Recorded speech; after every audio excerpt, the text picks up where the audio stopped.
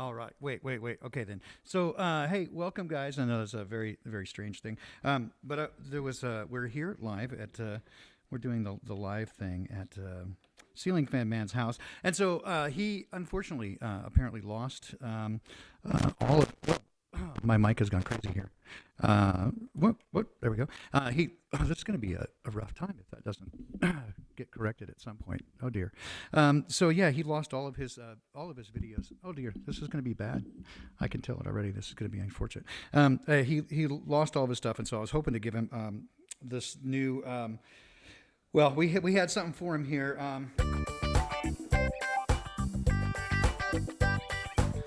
Hot to hot, hot to hot with the Ceiling Fan Man. Cause it's hot to hot with the Ceiling Fan Man.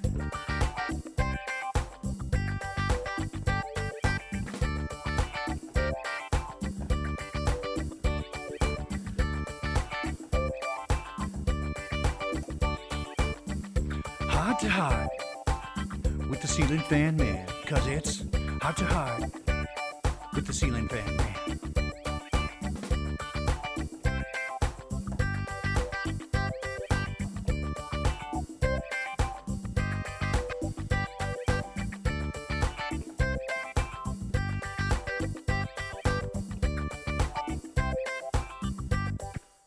Well, there you go. Heart to heart with the Ceiling Fan Man.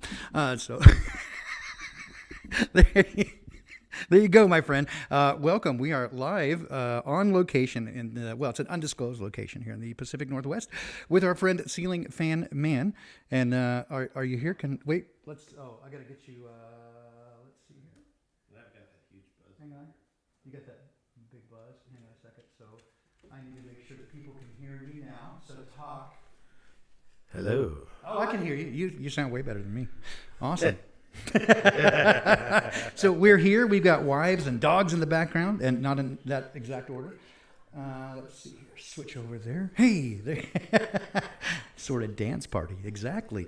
So we have Ceiling Fan Man. We have wives, dogs. Who else do we got here? Dad is here. Yeah. I've been here the whole time.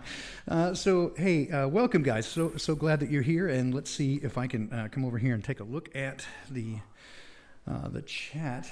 We have all the usual suspects here from Janet and Billingtano, David Vincent, Young Love. Hey, how are you? Let's see. Oh, hey, Kemi and Lucas. Good to see you guys here as well. Nemo, love you guys, man. Winston and hey, Joe. Good to see you. Don't laugh. Don't laugh too much, man. I just got into a mood with Ceiling Fan Man, and so we were getting the funk out, getting the junk out, the funk junk out the trunk. So we got that going for us, which is nice. Do I have? Let's see here. That show. Am I the only? I hear that buzz. It's just me. I'll live with it. I think it's just you. Okay. Tell me in the chat if you hear a buzz. I think it is just in your headphones. Is the only place that appears. I'll live with it. Yeah, and that's just the input to that amplifier there. So, hey, Sue Fanelli, great to see you. I actually got a little bit of a, I'm hearing a little bit of a delay in my own vocal, but it's okay. We'll make it work. This is the first time with a mobile studio. Got all the goodies and out here in the wilds of the Pacific Northwest. So it is an interesting situation, but we've had a lovely time visiting today. We didn't get to get together for the Turkey Day, but we're being turkeys ourselves and hanging out. So no buzz, just a slight. Yeah, I know, right? So I tell you what, if you want, if you want to do this show, I'll run up to the other area and I can do a call in if that helps. If it's my machine that's causing it. You know, I don't know that it's that. Let me take a look at something here. Slight echo. Yeah, I noticed that as well. Hang on a second. Let's see if I can. Let's see if I can do something here in these setups. Not there. I don't like that. That's way too loud. Here and there. And what if I do? If I do that. Okay, that seems to get rid of the delay. All right, so if you can still hear, I can still hear. That gets rid of the delay for me. All right, so tell you what's happening. Oh, well, no, there's a buzz that's coming through a headphone amp that Ceiling Fan Man is using. Yeah, So I think that's just me. I think that's just him. So I think we're ready to go. All right. So it doesn't sound bad. Great. Awesome. Well, we are again here at an undisclosed location here in the fabulous Pacific Northwest at Ceiling Fan Man's home. And we've had a delightful dinner. We've had a lovely chat with our brides, those who keep us honest and, and make us the men that we are. So I'm so glad that you guys came along with us. I'm trying to readjust some cords here so that I can sit as well. And we can all enjoy this evening together. So we were discussing a couple of things, and I'll try to pull these things up. I don't have, again, the situation that I'm used to having at home. But we were discussing a variety of interesting things, including, well, I guess probably the first thing that we talked about was the content of the show that we did on unintended consequences yesterday. Specifically, talking about this idea of future shock, what Alvin Toffler called future shock, and this inability of the human psyche to be able to process change in a way that makes things meaningful thereafter, and that any change causes a sense of loss, even if it's a positive change. You go through what we would call the 5 stages of grief, even though those were originally the 5 stages of change, including bargaining, depression, acceptance, ultimately. But these are for any change, even if it's a positive change. And when you compound and add a whole bunch of changes together, the mind is unable to cope with it, and you begin to go into a sense of kind of a mental paralysis. Well, these are not new manifestations. Certainly we were aware of these as a society as early, in terms of what I can tell, as early as the mid to late 1800s. And it was initially called industrial disease and assigned a whole bunch of different physiological manifestations, from heart palpitations and tinnitus, ringing in the ears, to a variety of other things. But certainly when we came into the new century and World War I began to manifest what they then called shell shock, which we now know to be severe PTSD, or post-traumatic stress disorder. And then thereafter, what occurs, of course, we name it PTSD. We find a number of other things, for example, following the Korean War, the conflict there, what was called Korean baby syndrome, or what we would now refer to as radical attachment disorder, in which we find that children who are not bonded with, they were not physically held and bonded with before the age of 2, become inexorably changed physiologically. They cannot attach with other humans. And so we know that psychologically these things are understood. And so you would think that if our government and those in charge really cared about us enough to tell us to stay home and take potentially DNA-altering drugs to save us, right? That they would save us from this problem. And instead, no. If you follow the timeline, they ramp up every time we understand better how these things occur. They introduce more of it. So I have with me today again, Ceiling Fan Man. Welcome, Mr. Ceiling Fan. Do I call you just Ceiling or Mr. Fan? Mr. Man. You can call me Ray, or you can call me Jay, or no. How'd that go? I Yeah, don't hey, remember. All of a sudden, I don't hear you. Oh, I guess I need to hear you here. I don't. Yeah, I've lost it all, but I'll just wing it like this, if that's okay. Let me take a look over here. So talk to me real quick. I'm talking to Okay, so I see you. You should be going out to the audience. I just don't. I don't hear you. Let's make sure the audience can hear you as well. Tell me in the chat. Make sure that you can hear Ceiling Fan Man as he speaks. So talk to us. Yes, yeah, I'm not hearing you through the headphones. anymore. Yeah, so you're not, because I'm not, and that would be because I turned that monitoring off. That's coming back through this desk here, and that's why we don't have that echo anymore. Okay. But everybody hears you, so That's fine. Yeah, I'll just talk to you this way. yeah, that's perfect. How about that? Yeah, it's even better. So okay. So there you go. All right. So, But yes, thank you for showing up. I'm sorry I had to put a bag on your face, and so that way you guys didn't know where you were going. It's kind of like Batman. And I am a double bagger. Nice. Yeah. Yeah. Well, I'm always thrilled that anyone wants to listen to me, because my wife's tired of it, and the fact that you have me on this show, I really appreciate it. The weird thing about the whole, you always do this show naked, it's kind of tripping me out a bit, but I'll get used to it, I guess, over a while. Yeah.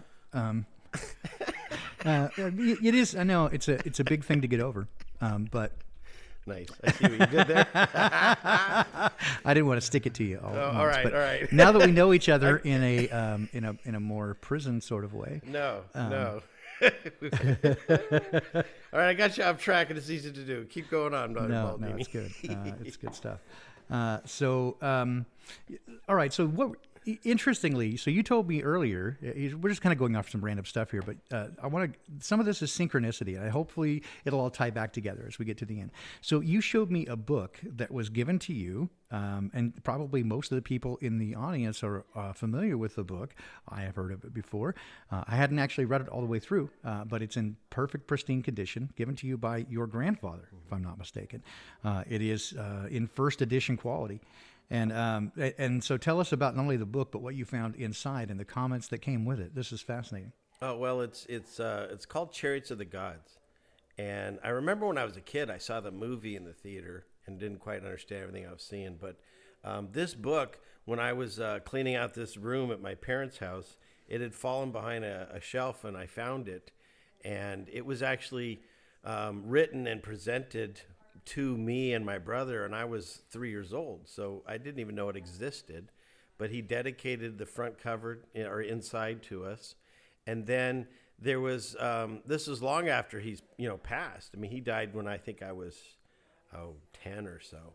But inside it there was a note that said that I would need a good geographical map and an unabridged dictionary. And then the only other thing that was in the book was a blank piece of paper.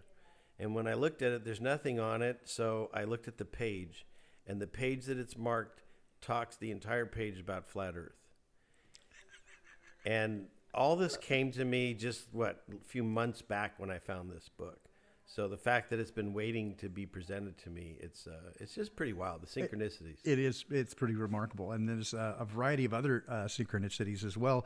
And I was, we were then talking, and one of the conversations came up on this idea of the tabernacle and the importance that it had in the ancient, the Jews after their exodus from Egypt. And those of you who are familiar with the Scriptural and the biblical stories will remember that after departing Egypt and all the 10 plagues and all the drama that went on there, that they were given instructions to build the first temple. The first temple was basically a tent that was made out in the wilderness as they marched around for 40 years. As part of that, most of the time that we've been presented that idea as being kind of a big rectangular tent with the holy and then the most holy place, Holy of Holies inside that. And it was always presented that this was in some way a representation of the universe, right? That this was as above, so below, that there was always this idea put in there. And then Andrew Hoy, I came across not too very long ago, probably a year and a half ago. And Andrew Hoy is an architect, and he has a engineering background, and had occasion to start looking into studying Hebrew. And as he did so, he discovered going through the original construction of the tabernacle that the words that were used there were very limiting. There was a very strict limitations on the type and amount of materials to be used, as well as the way it was to be constructed. And if you follow the whole thing all the way through, it's that Hebrew is written right to left, and in Latin, which is an inflected language, the subject and the verb, it doesn't matter whether they're not they're reversed, but when you translate them into English or other languages, most modern languages are written left to right.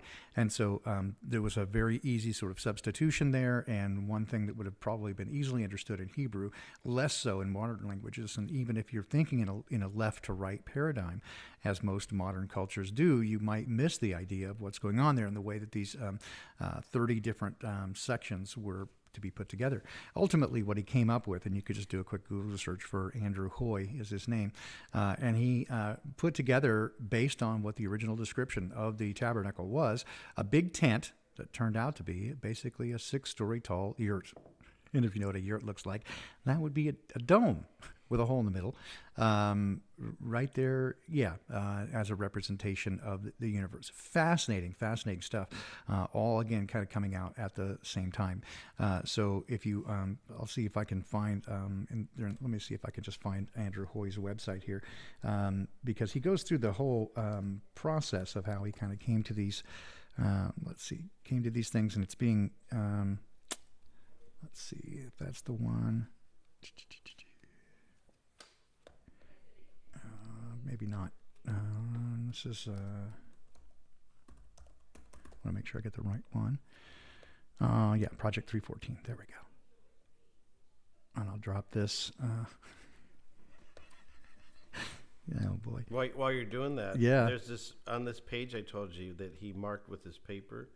It's page 46 of my book, and it says 500 years ago, a scientist cried out in the law courts, "Common sense must tell anyone the earth cannot possibly be a ball, otherwise people on the lower half would fall into the void." And nowhere in the Bible, asserted another, does it say that the earth revolves around the sun. Consequently, every such assertion is the work of the devil. I mean, this is all on that page that he earmarked for me. Well, he was dead. he knew in advance to do that for me. It's pretty awesome. It's fascinating because if you try to go to this website, project314.org, even through DuckDuckGo, it gives me an issue trying to get there. It's really fascinating that they're trying to prevent that. It's like HAL the computer from 2001. What are you doing, Baldini? You can't do that.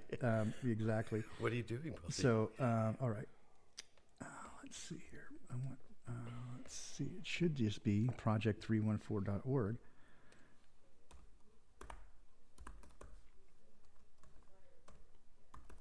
There you go. And you can take a look at that.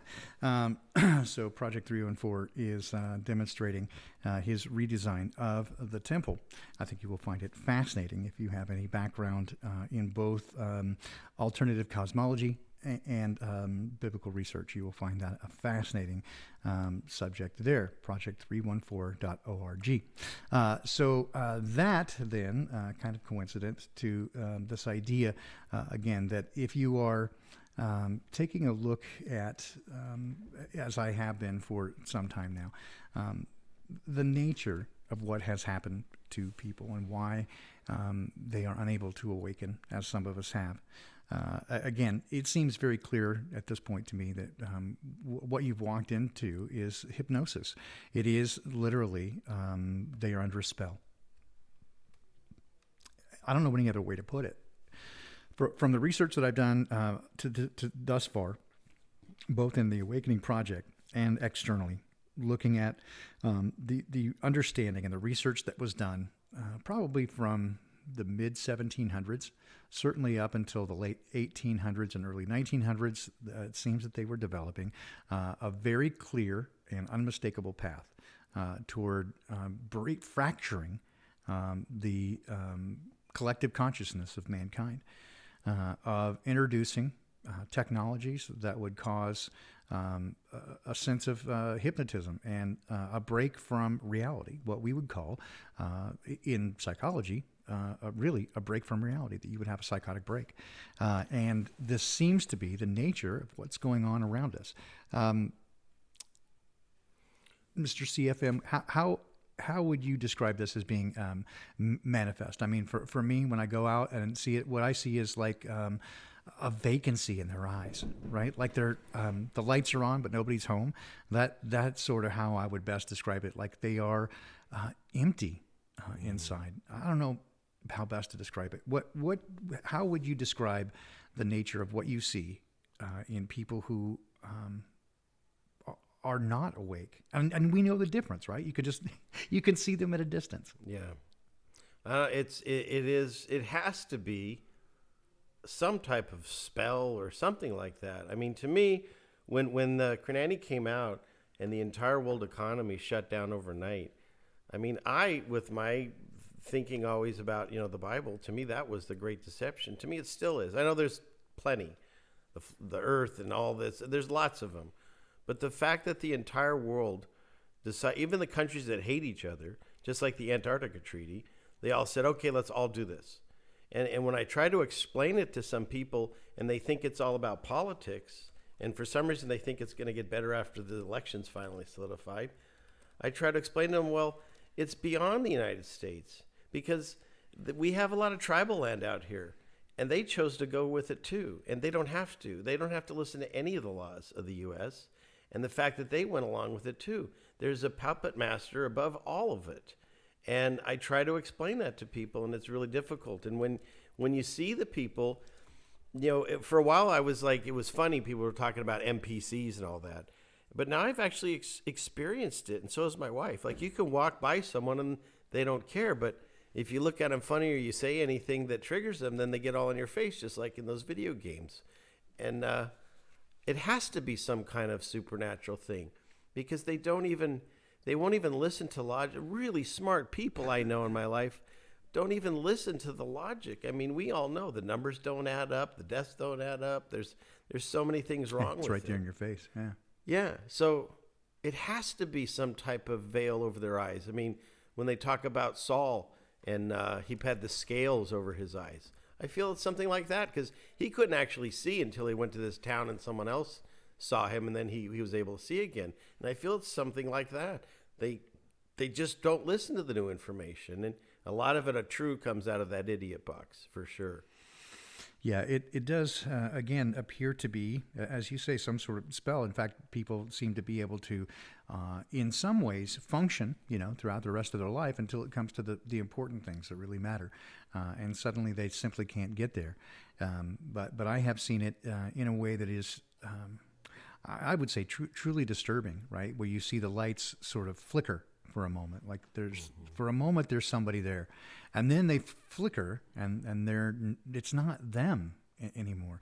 And we were having this conversation earlier, and I was telling you about one of the relationships I had in my life, and that person sort of suddenly flickered and then wasn't there anymore. And you described to me someone close to your family who's having a similar thing where it seems as though the lights flickered and they weren't there, or someone else was there. It's just like their emotion was gone, and it cuts me to the core, because I've been around this person my whole life, and to not see that, it's troubling. All of this is troubling.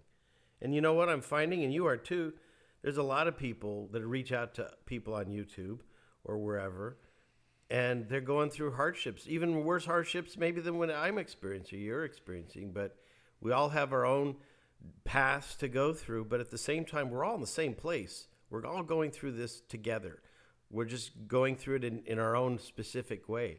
And so there's a lot of people that are alone. There's a lot of people that are losing hope. There's a lot of people that just don't understand why they're even here. And that's why I feel you and I and whoever else is doing these things is because, A, you're not alone. Even if the internet goes down, God is there. He's been there the whole time, just sitting right next to you, waiting for you to notice him. And B, there's strength in these communities, so that way you know that you're not alone and know that other people are experiencing the same thing. And I don't know, man. Yeah, so I want to take a moment and just reach out to those who do have your connection with Dad, and as I always offer to petition on behalf of anyone who needs it. Just take a moment and just reach out for Ceiling Fan Man in his situation and in his family, and Dad, I just want to ask for your guidance there, both for wisdom. For CFM, and that he would know how to handle the situation and to express love in the best possible way, but also that you could reach into the heart of this person and open their eyes and let them see the truth just even for a moment, so they can at least respond to it. Make yourself present and available, and certainly give comfort and peace to CFM as he deals with this, and to ease the pain of knowing that someone that you care about is struggling in this way. Thank you, man. Yeah. But you know what? It's not just for me. That went out everyone, because everyone's dealing with some part of this in their own personal, family issue, friends, life, whatever. Again, the people that don't believe, they think we still live on a spinning ball. That doesn't mean they live on it. They live on the same earth we do. They just don't know it. And we all are experiencing whatever this is, this reset. We know it's a reset. Even the Bible talks about it, and the bad people talk about it. Everyone's talking about it. So whatever's coming is coming.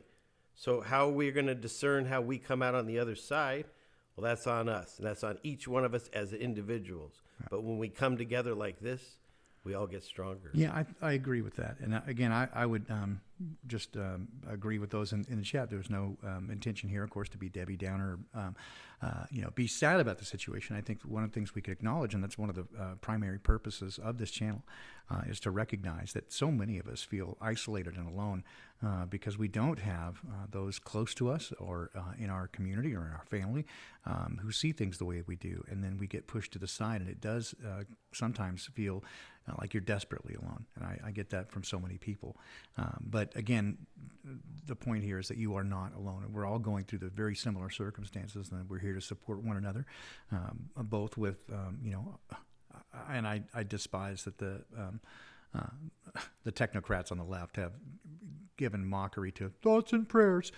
But seriously, prayers are the most powerful thing that you can offer in this case, right? So not only with our thoughts and prayers toward one another, but to physically be there and support each other. I know that I saw Informally Hip, Dawn, and some folks in Vancouver got together today to be together. And this is the most important thing I think we can be doing right now, is to support one another, encourage one another as we go through these times. This is was a large portion of the conversation I had with CFM today is exactly the same conversation that I had with Beth Martins last week on unintended consequences. Was the nature of the relationships around you when you begin to see things in a different way, not just the interruptions that it causes in that relationship, but now it is the whole world, right? And it is this litmus test around the world for everyone to show your mettle. This is the time where everyone is going to demonstrate who they are. And we're all self-identifying as what we believe. Certainly the powers that be know what we think. Even the ads that I get mock me. Hey, you want to buy this, carpet, this pentagram carpet, so you can summon some demons? We've even got the candles to go with it. Yeah, I'm right. I'm all over that. I'll take two. They're small. I love it. Come on. Hey, you can sign up and be one of the first to test out the new vaccine. Yeah, I'll run right out and miss that. You fucking guys, man. It's not as if they don't know what I think. So I think it is an interesting time that we live in, for sure, where we see it very clearly. And those who are around us, we see very clearly that they do not. And they think we're nuts. Yeah. Right? Some of them really think that we have just literally gone off our rockers and we're out of our minds. And for most of us, it couldn't be more clear, right? It seems so obvious in the face of it, what is going on, the way that they're behaving, what is happening, that the quote pandemic, right, that they've got pushed out there in front of us now is a mockery. It's a joke. It couldn't be. It's like the worst crappy sci-fi movie. Like, they didn't even try, right? It's like the last season of Game of Thrones. It's like they didn't even fucking try. It's a joke. And people are not only going for it, but they're defending it to the death against those who are demonstrating love to them by saying, hey, I'm concerned about you. Should you live your life in fear? No, what do you know about it? You're trying to kill Nana. Put on your damn mask. And that's one of the things that's so damn frustrating is, like, how do they not see it? You don't have to have a degree or in math to figure out that by their own numbers at giving them their best, 98% recovery rate from this. 98%. And then they tell you that this new vax they want to shoot you up with, which is 2 different shots, and they came out just the other day saying the first shot will make you sick, but don't worry, the second shot will make you even sicker. Yeah, And that- dose. Yeah, that's not so bad. The second shot will make you way sicker. Right, that means it's working. And, wait, I was healthy before you gave me that shot. Shut up, you. You're asking too many questions, you know? And it's like people, it's so frustrating that they don't see it and they don't use logic anymore. And it's just, that's one of the hardest things to deal with that world out there. And so one of the solaces that I have is coming to these chat rooms or these shows and stuff and talking to people like, oh, these people actually understand the world. Excellent, you know, or the earth. Otherwise, they talk about it in the Bible that the saints will be worn out. And damn it, if we're not all feeling worn out, every damn one of these people in this chat right now. For sure. But, And you know it's what? just starting. And just a quick shout out again to the chat. Ann Smith says, so thankful knowing y'all are out there, right? That's why we're here, is to come around each other. And much to my, initial sort of bemusement and kind of, face palming, right? People talking about, especially the Sunday streams, ancient wisdom, and tonight what typically is sola scriptura. We're just kind of all over the map here tonight, but these have become sort of an online church, if you will. And I sort of like, oi, that's not what I had in mind in terms of church, but in terms of a gathering place where people could get together and to consider these things. Yeah, I'm all for that.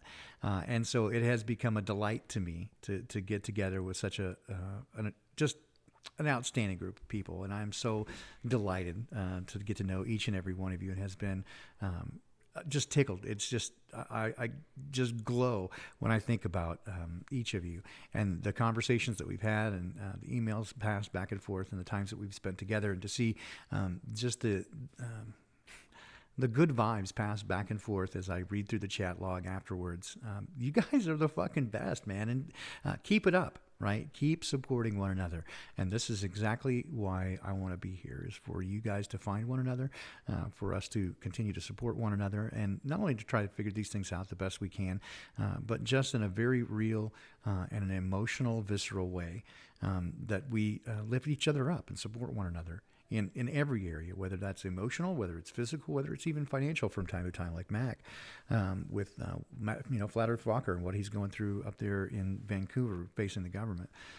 These things are important, and I think to me the most important thing, we've talked over and over about how this is not a battle to be fought with guns and ammunition, right? This is a battle to be fought with your spirit and with your heart.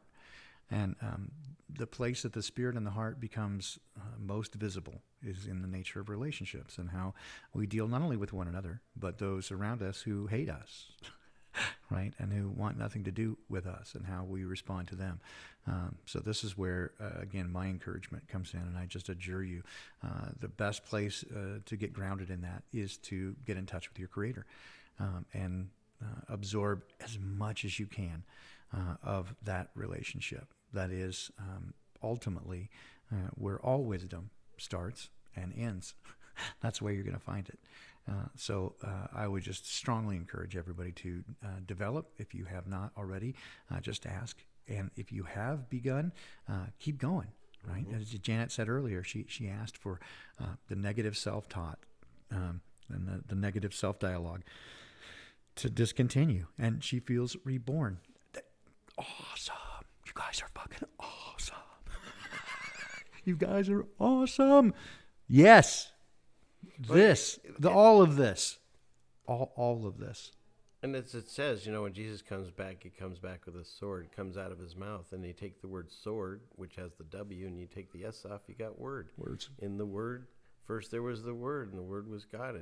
And this thing about, like you said, they're trying to discount or make it super weird if you say something like thoughts and prayers. But you know what? If you hear something and you go, you know what, I'm sending my prayers, and you really don't mean it. No, that's not it at all.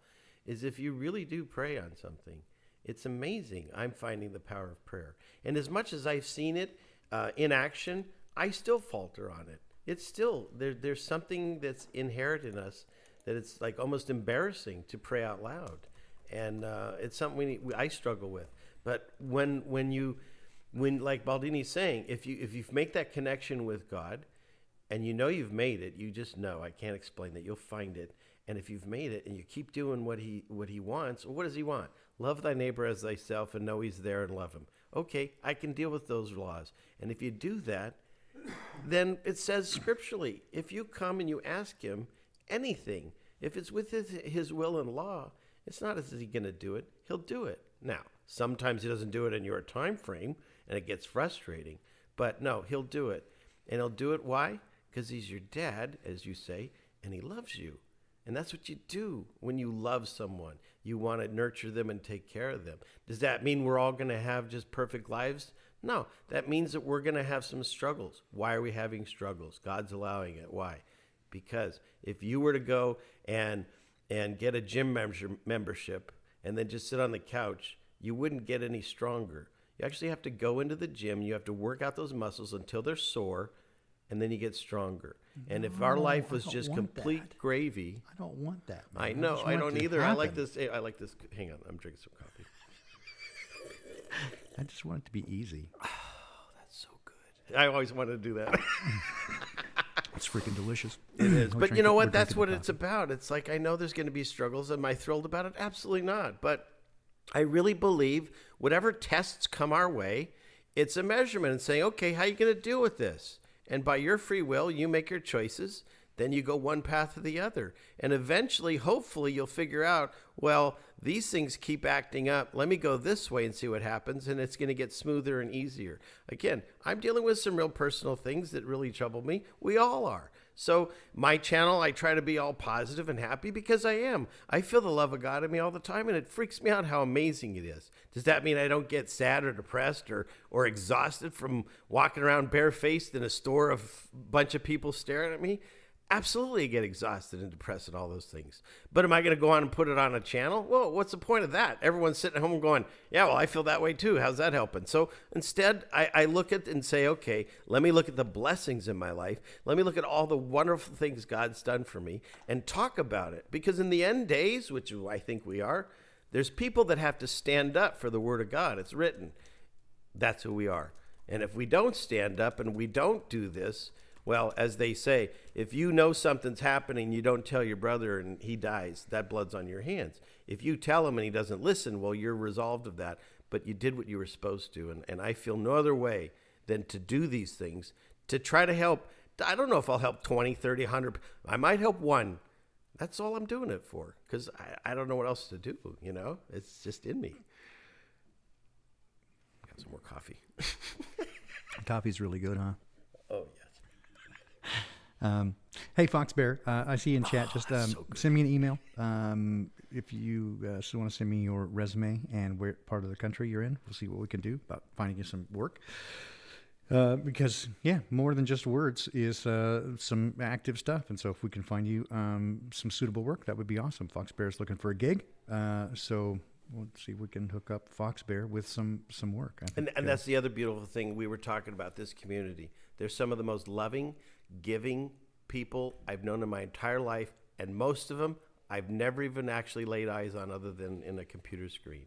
But they're just amazing, real, loving souls, and I'm so happy to be proud of this community.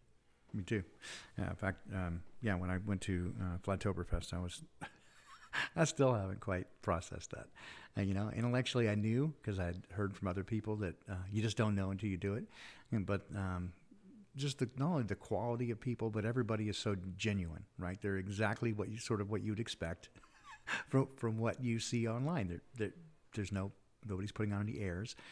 It's exactly who they are, and that's terrific. So I love that. Brian says it sounds a little weird knowing that we're both nude. I don't think Ceiling Fan. Well, that wasn't naked. Weird. The fact that you want to sit on the same chair is really making me uncomfortable. Can I sit somewhere else, please? You can sit somewhere else if you like. But nobody said he was naked. Just right. No, right. It's true. Right it's now. It's the coffee, man. It's really under my clothes. I am completely naked. That's true. So, but no, this is, again, this is always my encouragement. And if I have nothing else, that I would want to give to this community, right? It is these things: support one another. And in fact, I would just repeat this. This is what Jabro said, right? Love God with all your heart, all your mind, all your strength, right? And love your neighbor as yourself.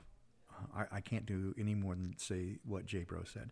Those things are the most important. You love Dad with everything you have. And he will teach you to love others and yourself, because you cannot really love others until you learn to love yourself. And that's an immense trick, especially for somebody like me, because I'm a wingnut. And I know where the bodies are buried, right?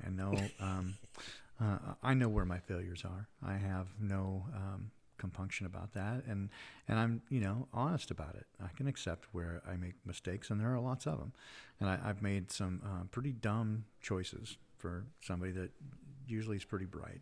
I've done some pretty questionable things, but Dad loves me, and it was very weird for me to have him tell me that he thought I was beautiful. That was a weird word for a guy to hear, right? I was like a little uncomfortable, but I finally understood what that meant, and that he was unhappy because I was harming his creation that he loved, and he took me to task for that. And over time, I learned to get it. And then I could neither show that kind of lack of love and compassion to anyone else, not just his creation expressed as me, but his creation expressed as other people as well. Those are all his creations, and I should treat them accordingly, right? Just as though I'm dealing with him. And he said, "And as much as you've done it to the least of these, you've done it to me."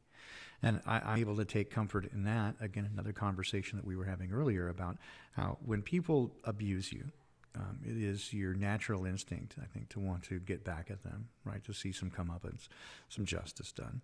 And you so very rarely tend to see it these days anymore. But when you learn to give it back to Dad, and you know that he's got this, and he said, "Vengeance is mine," says the Lord. And when you really know that he's able to do, by orders of magnitude, far more appropriate response than you ever could in your wildest imaginings, it makes it much easier to let that go. And knowing that you really can't affect that at all, especially not in the same way that he can. But when you're able to do that, I think it's much easier to think of that text in terms of both. And I do, and have for many years now, in terms of dealing with others, is that those words from Jesus, that inasmuch as you've done it to the least of these, you've done it to me. So I know that if someone does a good turn to me, they'll get, even if I'm unable to repay them as much as I want to, I know Dad will pay them back in kind. Mm-hmm. Because that's who he is, right? And he's done it. They've done it to him in the same way that would have done it to him. Similarly, if they mistreat me or behave in a way that is gross, I don't have to do anything about it other than protect my family. I mean, there's that aspect. But when it comes to the personal, getting back at them, I know that they've done it to him, and he takes it that way. So I don't have to worry about that. It makes it far easier to manage those burdens. Yeah, because that's the one thing at the end of the day, you always have to remember, it's not like God checked out. It's not like he's on vacation. I think yeah, right. He knows what's happening every second. Are bad things happening? Yeah. Did he do it? No. He's allowing it. That comes from the other side. Why is he allowing it? Again, he gave us the gift of free will. If he then just takes it back and changes everything for us, then it wasn't a gift. I think you were the one that said something like that, And so once we make that decision, we have to go, what is it? Make your bed and lie in it. So I understand some of this stuff came about before we were even born, centuries ago. But each one of us in our own lives has made choices, some of them not so great, maybe some are so good, but those choices are shaping us who we are. And God's watching us, and he's like, okay, what are you going to do with this? What are you going to do with that? I mean, if we think that there's potential bad spirits in the world, demons, maybe there's also angels masquerading around us as characters, NPCs, or whatever. And God's like, okay, let me see how you treat this person. They did it once before. Who was that one guy that came to, was it where Lot was? The angels came to get him. Sodom and Gomorrah. Sodom and Gomorrah, thank you very much. And they all wanted to, just do horrible things to these angels. And it's just, I don't know. I had thoughts and words put together, but I lost where I was. My train went off the rails. I was waving at Tommy Paint in the chat, and Oh, hey, also Tommy. Fox Bear. But but so it's like God's there. It's not like He's left you. He's sending like the angels maybe to see how you react, and are you treating them the way you're supposed to? Yeah, again, I believe it's more everything we do is to train us to understand how to be better people, better humans, better loving souls. And I'm loving the journey. I'm not so crazy about the direction the world is going in. But the terrain sucks sometimes. Yeah, the terrain does suck. But as I was on airborne this morning, and someone said, we win in the end. And Mike wrote back and he said, no, we've already won. Because he's already got it planned out. But we have to go through this. And what I feel is, because it says we all get correction because we've all screwed up. I don't have to, have everyone raise their hands if you've done anything stupid. So we all get correction. So what am I trying to do? And now that I'm awake and aware of it, I'm doing everything I can to do the things he really likes. So when I actually get to meet him, he'd be like, hey, what happened here? I'll be like, hey, what about the thing I did over there? Can you look at that instead? Just, that one was a long time ago. Come on, give me a cut of slack. Let's not talk about that. Yeah, right. So that's the way I look at it. It's like if you continue to deny the existence of God and think you're going to be your own God and do some whatever, I don't know, like call it a new age, whatever. But if you think that you're the God, good luck with that, because I don't believe that that's the end all. I believe that something created everything and he's still there. And, I mentioned this, I think, even to you, like Baldini, if you come over and but when I say we, it's always my wife. She made this beautiful spread of food. And what if you guys came over, you ate the food, and then you left, and you never said anything to us? That'd be kind of insulting. We'd be like, man, those people are jerks, Yeah. And so think about it in those terms. God created everything you've ever seen, touched, felt, and your own life itself. And you don't even say thanks once. You don't even talk to him like he's there. Yeah, I don't blame him for being pissed off. Well, and moreover, they're like, no, they don't even exist, man. But you can't prove that they even exist. So, I don't know. Yeah, people. What came first, chicken or the egg? God. Yeah, right. Mic drop. It sort of cracks me up, but in any event, it is one of the conversations again we were having earlier, and probably the most asked question that I have given to get presented before Dad is why. Yeah. Right. That is the one that I have asked more than any other is why. And the one he least seems inclined to answer is why.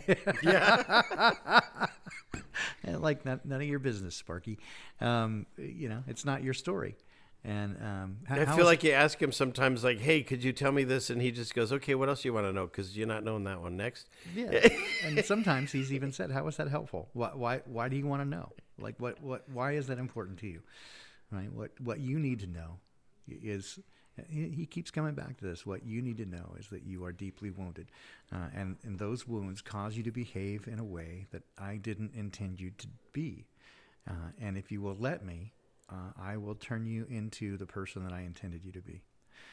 And only then can you see things and understand things in a way that will make sense to you.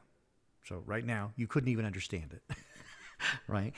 So that's the way I sort of have to hold on to that. And what I do know is that he's good, right? Over time, that's what I've learned with absolute certainty. There are a few things that I think we can be certain of, but my experience is that with absolute certainty, I can trust him with my life.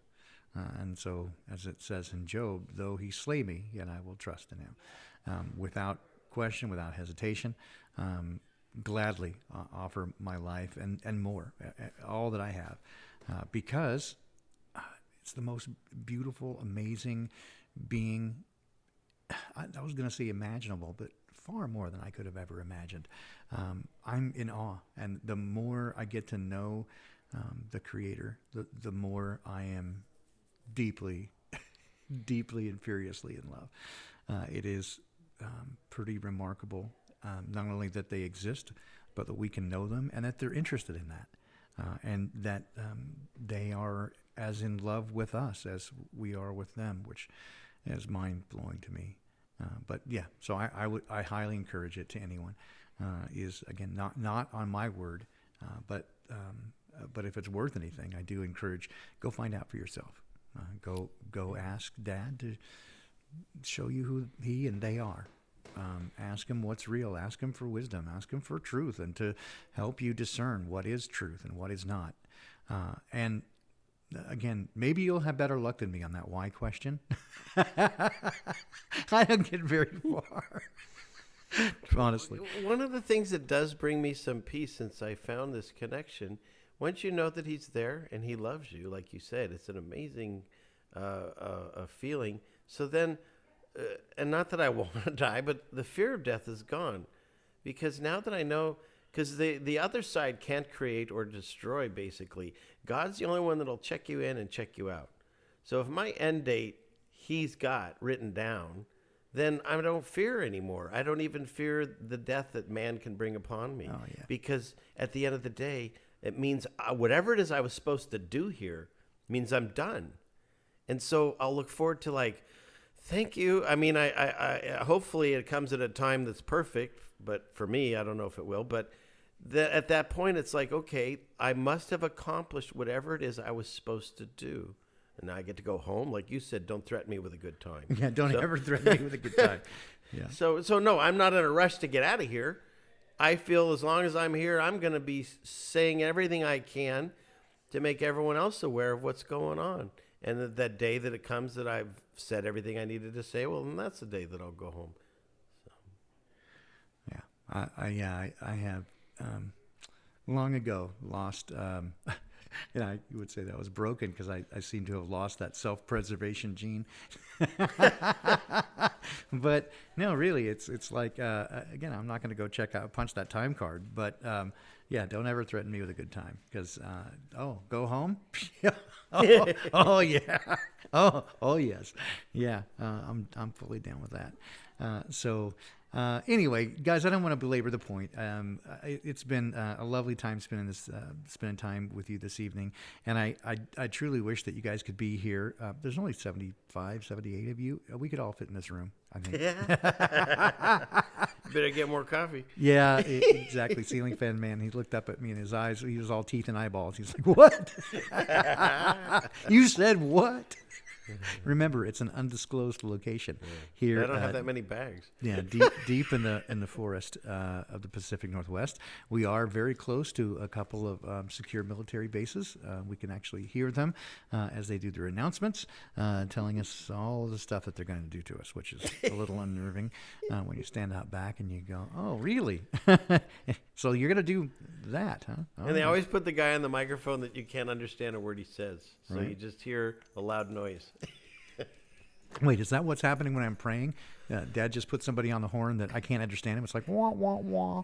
And I'm like, no, why? And he's like, wah, wah, Charlie wah, Brown. wah. Oh, I got the wrong guy. No. But truly, we joke from time to time, and I think it's good that we do. Levity is a good thing, and we don't want to look at this and be depressing or discouraging in any way. I think even the fact that it appears that, I saw people say in the chat, the world is over. I'm like, it may be.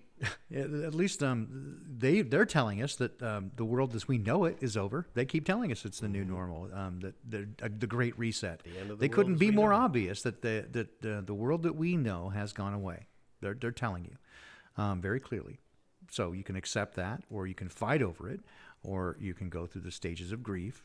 But for me and my family, I know I'm ready for what comes next. Not that I know what's coming next, other than I'm ready because I know Dad's got it covered, right? And he'll give me direction, and I'll do what I need to do and serve whatever purpose I'm supposed to serve. And when that's done, cool, I'm done. I'm good with that. But I know for right now, it seems that all of you are a part of it, and I love that. I'm so delighted that we all get to be here together, and that we get to do this amazing part of history. If I'm right about where we're at, we are in one of the most amazing, magical, miraculous, crazy times of human history. Incredible. That would only be rivaled by the first day or when Jay Burrow was here doing his thing. Some of the stories in the Bible probably going to pale by comparison to what happens next, or maybe have already been written if you read the book of Revelation. So we'll see what happens. But again, I reserve the right to be wrong. I always do. But it does appear as that we're entering a remarkable and to me unmistakably different time in human history that does appear to comport very closely to some of the things that we've seen in biblical prophecy as well as other prophecy from ancient scripture from around the world. So, if I could interject something no, to add to you can't. that. No, okay. Okay, Thanks. no. Anyways, yeah. Sorry, go ahead.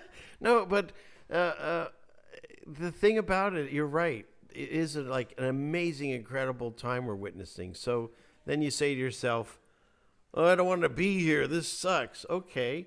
Well, you got two choices. I see it. Either God sees something in you that you might not even, because he wanted you here for this time, because there's some strength in you that you don't even know yet, or somehow we chose, like we're up there and the big games happening down here, like, put me in, coach. Because to me, nothing else makes sense. Why in the world would anyone choose to live in this world other than the fact that we're supposed to do something here?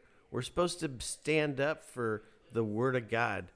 And he saw something in me that I still don't see. I talk to him all the time. I'm like, did you call everyone and they weren't available? Because I'm literally not the B team. I think I'm the C team. But I'll do what I can. And then when I do something and screw up, I go, I told you. What were you thinking of me? There's got to be a reason we're here during this and witnessing this. And I think each one of us is our own worst enemy, and we're way stronger and more amazing than we let ourselves believe. And God sees that on us, and we need to see it. That's really tough, but we need to. No, I'm fully down with that. That we're here for a reason, and it seems from my observation that his sense of timing is perfect, and his sense of direction is perfect. And as we saw with eventually who became King David, right? He was the youngest of Jesse's kids, and neither Samuel the prophet nor his brothers nor even his own father thought that he would be the one when Samuel came to anoint someone the new king, and they all thought it was going to be the oldest and the strongest. As it turns out, no, it was the youngest and the the shepherd boy, right? And this is where God said, "Man looks at the outward appearance, but the Lord looks at the heart." And so it stands to reason that if you're part of this most amazing community, and that your heart is to seek Him out, and you're in this time, that you've got a role to play, and that's not to sit on the sidelines. So gear up and put me in, coach. I'm ready, right? So here I am. Send me, right? So so with that, I would say, gird up your loins and be excited, right? This is a great time to be alive. This is the best time to be part of what's going on. Your eyes are wide open.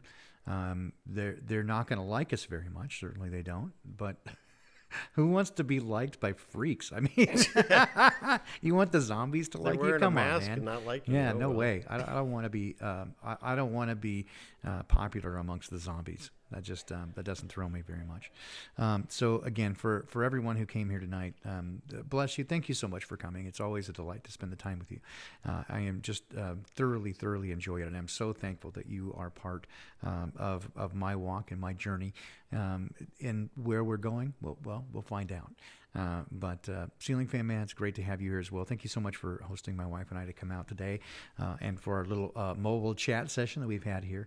It's always a delight to speak to you, and certainly to get to press the flesh as it was. Yeah, I really appreciate you guys coming out. I appreciate all of what you do, and the fact that you even let me come on this channel and speak my piece. And we'll figure this out together. And everyone in the chat know that we're all out here. And if things go away, YouTube, whatever, we're still out here. We'll figure it out. Talk to each other somehow. Make connections if you can. Write emails to different people and get other connections that you can get to. And if nothing else, find people in your community that might think like you. You can find them pretty easy because they're not wearing a mask. Yeah, they're not wearing a mask. Yep, you can spot them pretty quickly. But thank you. I love you guys. Yeah, for sure. Guys, it is always a pleasure to be with you. Don't forget, upcoming, we have, let's see, what is upcoming? We've got the Poppycock Report, Tuesdays and Thursdays, with Rose 777 at Rose 777, still at 2.0. Let's see here. It should be, I don't know, somewhere. There you go. Rose 777 2.0, the Poppycock Report, 6 a.m. On the West Coast and at 9 a.m. on the East Coast on Rose 777 2.0 channel. And so with that, I will leave you this evening. Let's see if I can even find something from back in the day that maybe not. If not, I'll sing Heart to Heart. Yeah, right. We'll see what I can come up with here. Can I find documents? Okay, so look for documents. I'm gonna have to pull this down from the cloud, I think, if I have it. So what are the chances that I'm gonna have something available preloaded in the cloud? Let's see if I can do that. And there, and do I have anything? I would be surprised if I did not, but weirdly, I'm really surprised that I would thought that, let's see, there should be something in there, but that's not where. I thought this was a polished show. I know, right? You thought it was professional? I'm going to talk to my booking agent because this is ridiculous. I would have expected there to be. And they're green M&Ms. You know how much I hate those. Yeah, that's terrible too. But although the green butter is really nice. That's true. Well, that's the only thing that's keeping me here. Oh, wait, this is my house. Green butter's good, man. I must have accidentally dragged that. Yeah, so what I must have done is to drag the that somewhere else, that folder. But I think I have something here, and I do have something here. Look at that. Look what I found. What am I going to go with here? Let's see. I'll do this one. Okay, so circa, 1995? Something? Earlier than that. 92, I think. Is this one? Let's see if it even plays. Because it'd be funny if it didn't. Pretty soon I'm going to start singing. You don't want that. That'll take down your channel. Yeah, right? Exactly. All right, so there we go. Thanks so much, guys. We'll talk to you again soon. See you at Poppycock Report. Unintended Consequences next week. Take care. Do you remember the moment alone? Do you remember a high life goal? I walk a lonely road till I find forgiveness. Do you remember the feeling inside? Remember the one left behind. I'll be there by your side if I could live forever. 'Cause I wanna find forgiveness in your eyes. I wanna live forever in your eyes. I wanna see heaven in your eyes. Do you remember the promises made? Do you remember the one who was betrayed? Trying to show the way to live forever. Do you remember the trust that was made? Do you remember the tear wiped away? I'm waiting for the day that I see you in heaven. 'Cause I wanna find forgiveness in your eyes. I wanna live forever in your eyes. I wanna see heaven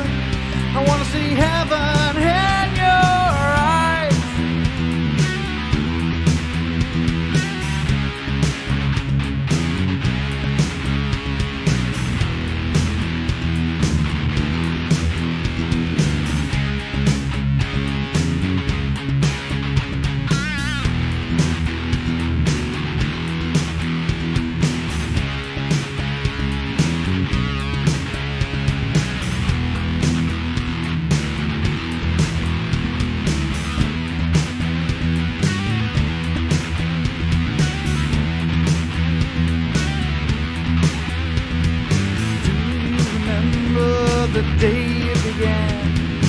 Do you remember just how far you ran, trying to save the day and live forever? Do you remember the dream you were shown? Do you remember the peace you'd